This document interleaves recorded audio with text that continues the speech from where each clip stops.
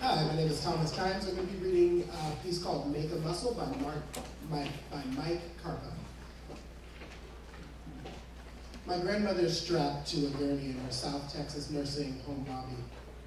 She spits curses as my mother argues with the managing nurse. My grandmother doesn't know me, my mom, anyone. All that's left of the woman she used to be is belligerence. Turns out, you can write poetry, dress down a sitting governor, be able to talk the hind leg off a donkey, and still have everything taken away. So that all that's left is the crap. So that when your daughter tries to bring you back to the nursing home after an emergency hospital stay, Nurse Joyce will say to your daughter, "No, we will not take her back. We got her out, and there's no way she's moving back in here." I'm standing beside my grandmother's gurney. A fraction of an inch separates me from the bicep of a powerful paramedic who's piloted the gurney here from the hospital.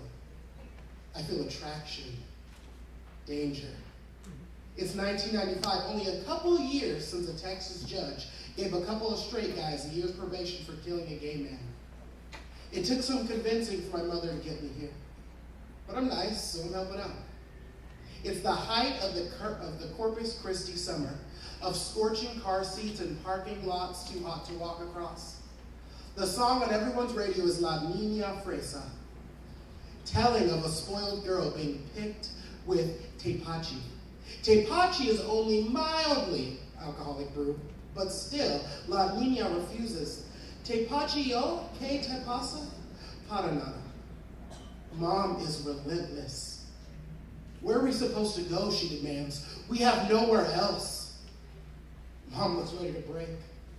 We started several years ago in a home that smelled of orange blossoms and hibiscus and have worked our way down. Each facility smelling more of urine than the last.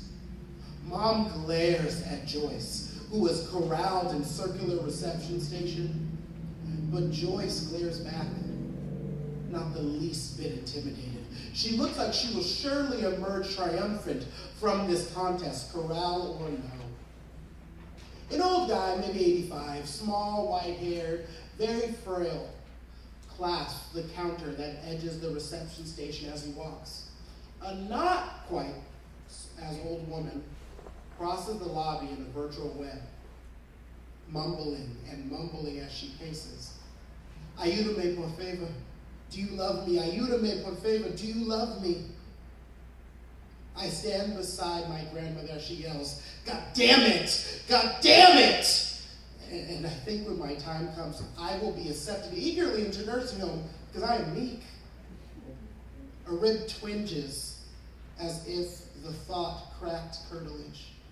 The frail old guy grips his way along the circular countertop. He nudges against me and stops. I'm in his way. He's not going around. A door opens somewhere. Another radio is playing. Que la servan tepache? No, no. Que la servan cabeza? No, no.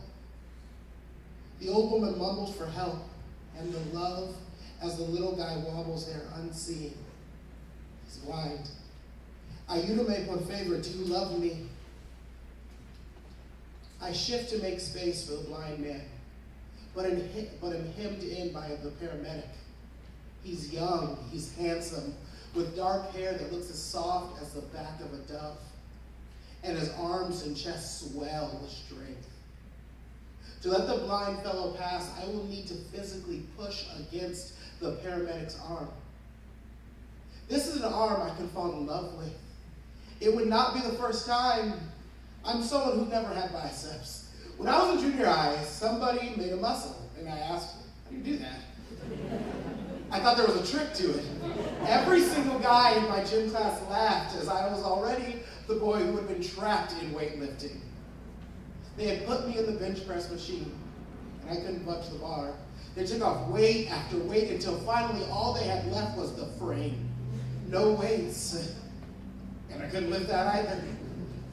The bar descended to my scrawny chest, and I was pinned like a formaldehyde bug. I was pinned for decades. But now, I've claimed my space in gyms. I drink carbohydrates within the first hour of working out and consume the requisite grams of protein within the first hour, 6 days a week. I've built long twitch fiber strand by strand until I too can make a muscle. As my grandmother curses, the old lady mumbles, and the old man bumps and bumps against me like a fly at a window.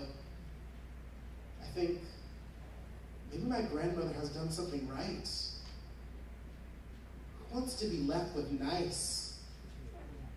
I press against my paramedic's swelling bicep to clear the way for the walking man. I do not know if this guy is straight or gay, but why not go down swinging like my grandmother? I smile at the paramedic. His name tag reads, Joe. I you to make one favor. Do you love me? Make a muscle.